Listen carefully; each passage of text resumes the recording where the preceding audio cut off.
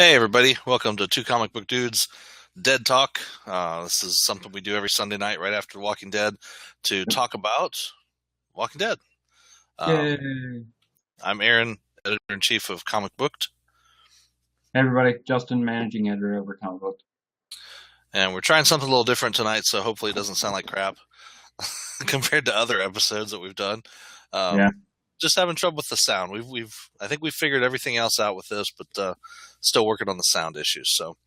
And I didn't check for last week's episode. Did we get more than 10 views or 10 comments? Probably not. I'll check as we're doing this. Okay, that's cool. So tonight's episode, season 6, episode 5, entitled "Now." We're going to talk about that now, right now. Lots of stuff happened tonight, and we're actually setting. So this is after everything that's happened. You know, with all the. We're not doing any more flashback kind of stuff, so that was good. Everybody's still waiting to hear from what happened with Glenn and Nicholas. Michonne and everybody's gotten back. They still don't know where Daryl and Abraham and Sasha are, but everybody else so far is accounted for. So, Abraham, Sasha, Daryl, Glenn, and Nicholas are unknowns at this point. We know for a fact that Nicholas is dead. Yes. Yes. We're still unsure about Glenn. There's so much speculation. I mean, we all thought we might find out in this episode, but no. No. Although the blood coming through the wall at the end of the episode was kind of weird. Yeah, was it coming through? Or was it dripping down and hitting there and dropping? I don't know. It's very strange. It was her son who was up on top of the watch there. That is true. He was the last one up on top. Yep. That's true. So maybe he went up there and killed himself. And nobody said anything when she banged on the fence. Yep, that's true.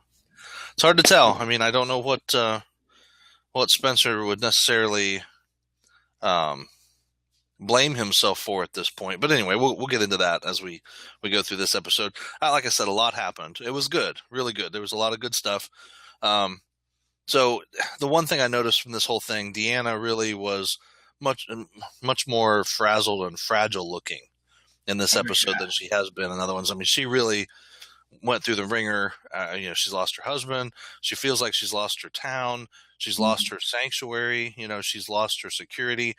She's lost her sense of self in a way because she feels like she's not the leader anymore. And she even says so much to Rick, they don't need me anymore. They need you. And so I think she's just kind of lost. And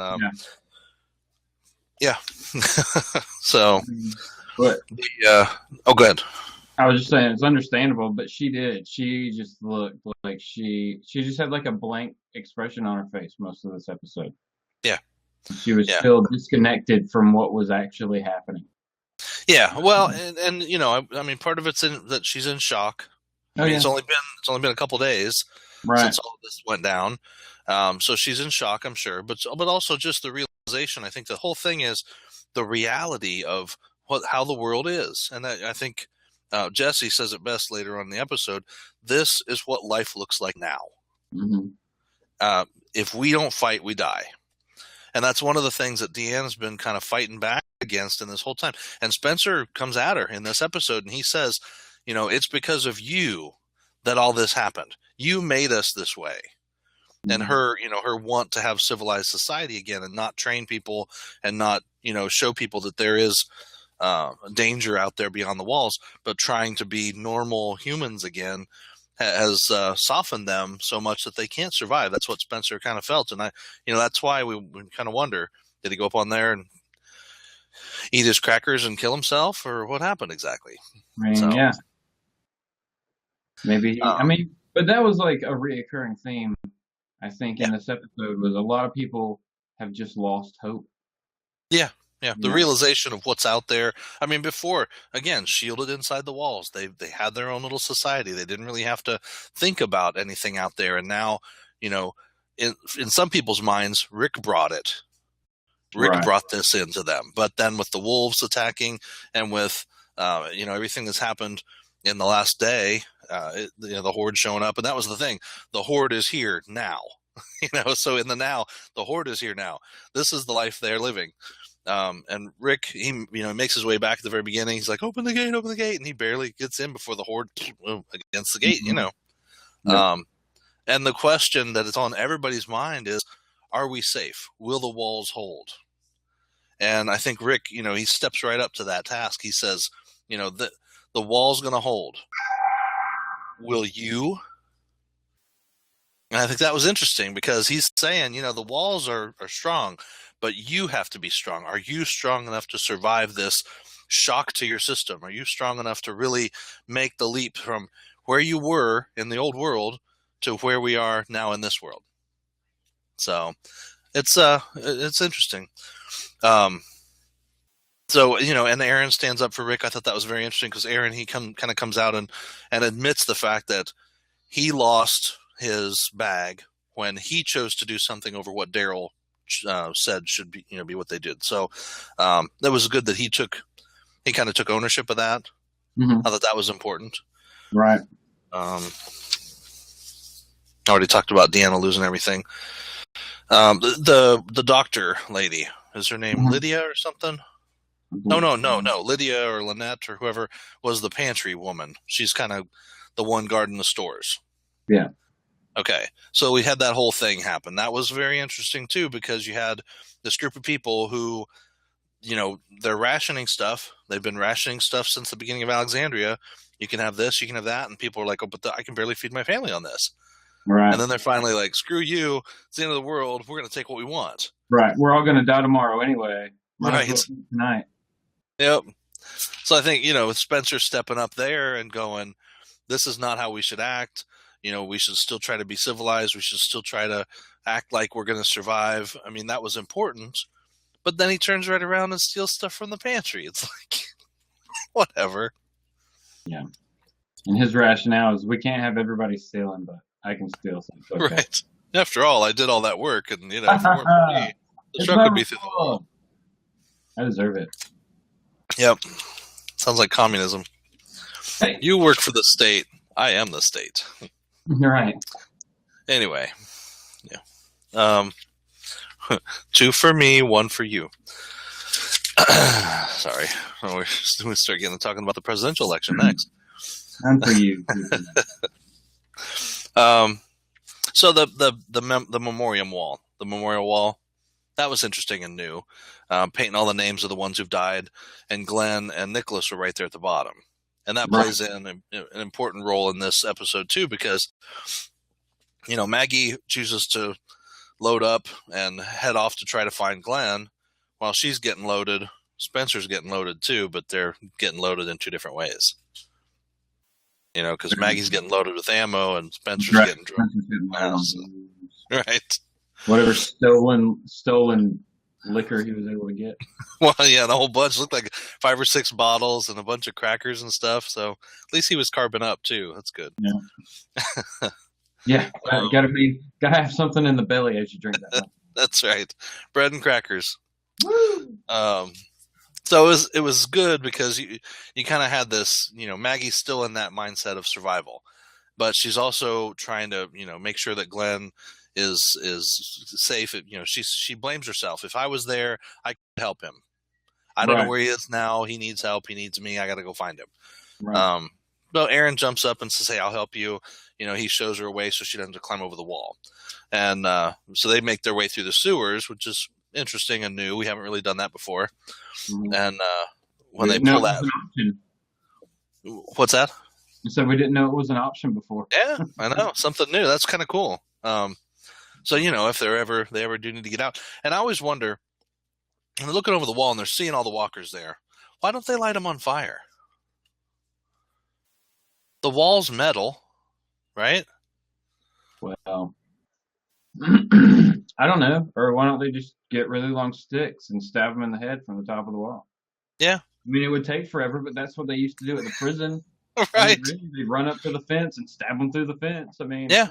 Well, even the front gate, because they could open that one inside chain link and just start stabbing people. Or when Maggie and him, they go through the whole thing. They get to this one point, they move a gate, and there's two walkers, old rotten walkers, and Right. they almost got got. Yeah, But because they. it surprised her, and then Maggie kind of like froze for a second in sand.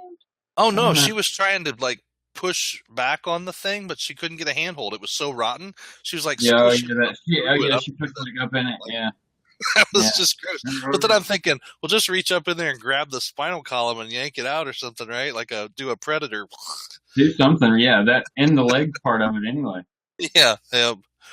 So I don't know. It was interesting, but yeah, that's why I kind of felt like she just couldn't get a handhold to really push it back from Mhm. her and stab it. So Aaron, came to the rescue and saved her. So that was cool. Yeah, luckily he had fallen down too. Was having a Right. tough time with And the one that other one was was climbing up barely on him. held together by anything. Yeah. Anyway, I just get that scene from the Scout's Guide to the Zombie Apocalypse. Oh yeah. The grandma's climbing. Have you seen that scene? Yeah, same eyes. Look, the same eyes. Yep. Too funny. All right. So we've got a couple other stories that go on in this episode. One is with Tara and the doctor girl, and I don't remember what the doctor girl's name is. We'll just call her the doctor. The doctor. Yeah. Doctor Who. So, of course, the doctor girl is very unsure of herself and worried that she's not going to be able to save this guy. And I don't remember the guy's name either. Him and Heath and Michonne came back and survived the whole mess. What was his name? I'm looking back at my notes here. Paul, I think. Yeah. Paul was the guy. Sounds I right. have a note for the girl who was the. Nope, I don't have a note for the girl's name, the doctor girl's name. And I'm sure somebody knows the doctor girl's name. And hey, if you comment with it and we get 10 comments this week, because we didn't get 10 comments last week, did we? We didn't know. So if we get 10 comments this week, 10 different comments, I'll give this away. That thing Walking up Dead here. poster pack. Yeah, this is a Walking Dead poster book. It's 40 posters from The Walking Dead. They're awesome. And you can get it for free. All you have to do is comment on the video. Really cool that the folks who have commented and watched, we really appreciate that. Yep. We're going to try to do some more sharing this week. There's several groups out there that I'm a part of on Facebook, so I'm going to try to share the video in all those groups. And we're going to do a video, or we'll throw an article together up on the website as well, so that we get some more views through that. So, but anyway, throw those notes away. Back to these notes. So Tara kind of, helps her out, and she says, it's not like I'm not scared, but it's just getting over it. Being scared sucks. Yep. Get over it and move on with your life, whatever, right? So, but it was good. I mean, she keeps researching, and she finds out what to do, and she sucks some pus out of the guy's wound, and, miraculously, he's better. Yay. Yeah. Then The she goes beating and goes to a normal, steady rate. Right. So that's important. For those of you who are not medical professionals, that means he's doing well. He's stabilized. Stable. And then, of course, she goes and finds Tara and smoochy because, of course, she's a lesbian. And maybe she just is because, hey, it's the end of the world, and now I'm a lesbian. I don't know. Or maybe she's going to give her a kiss because she gave her the confidence to find the answer. That was an awful big kiss. Uh-huh. But she's an awful big girl. So we're going to find out next episode, probably. Maybe. Probably. They get married. Okay. Anyway. Yeah. It's almost over. Where your heart is. Couple more seasons.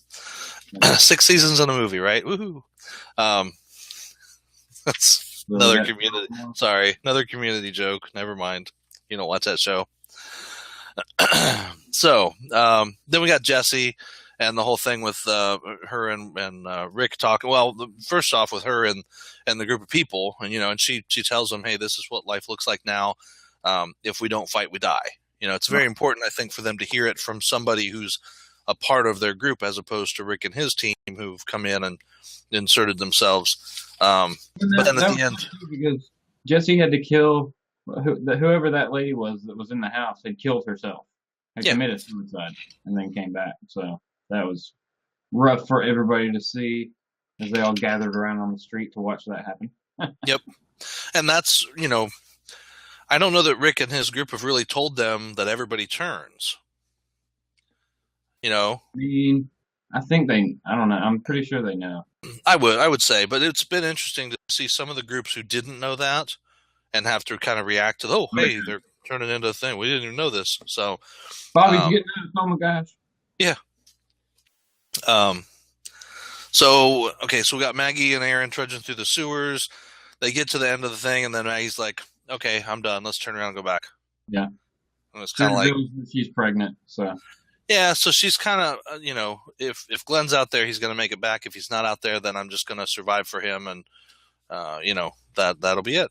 So, kind of sad, but in a way, it's not like she's given up. She's just surviving, which is what everybody's doing at this point. So, what else here? Deanna, oh man, Deanna facing off against the walker. So, one of the wolves had been killed. Well, Carol had gotten him, but couldn't find him. He snuck off somewhere. And so as Deanna's walking back to the pantry with the stuff that Spencer pilfered, this walker attacks her. She freaks out, but then she grabs a broken bottle and stabs the crap out of that guy. Which was never really near his head. Just complete and utter chest stabbing. I'm just going to stab you until there's nothing left. That's right. And Rick runs up and stabs her in the head. And he doesn't say to her, don't forget to stab him in the head. Because I think he understands, hey, this is a big leap for her just to stab the thing, We'll work on training and everything later. But that's when she really reveals. Good first step. Yeah, but she's covered in blood, blood from head to toe at this point from the stabbing and the spraying. And she says to Rick, they don't need me, they need you. Mm-hmm. And so I think there's going to have to be some compromise there because Deanna's work is very important. She was the founder of this whole city, in a way, and everybody looks to her for leadership. I don't think we can ever take that away. I think that her and Rick working together are going to be really what solidifies this community. Because you're never going to have Rick be able to say, yes, I'm in control. Because there's always going to be people who fight back against that, like Carter. Mm-hmm. But Carter's dead now, right? So we don't care about him. Until there's nobody left to talk against him. Right. He's going to kill them all off, You two, you go out for supplies this week. All right. Yep. So the big thing, I think, from this whole episode is really the end. And I think we've been waiting for this since last season.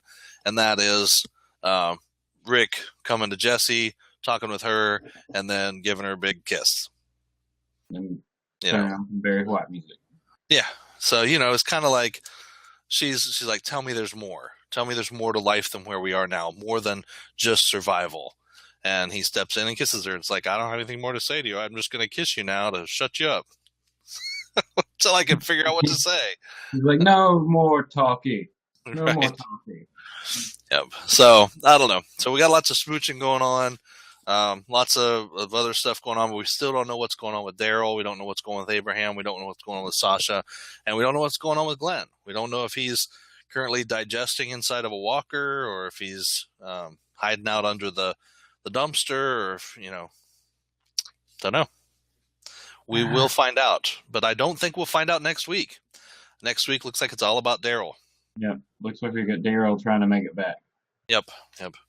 Which we know, I don't know. I thought Glenn was one of those where he would be there forever. And Daryl the same way. There's just popular characters, main characters, and I know Kirkman said nobody's sacred, but you just kind of hope that that Glenn would be one of those guys that hung on, especially with Maggie being pregnant, and that's a big deal. So, but we'll see. So that was it for this week. Season 6, episode 5 now of The Walking Dead. Any final comments?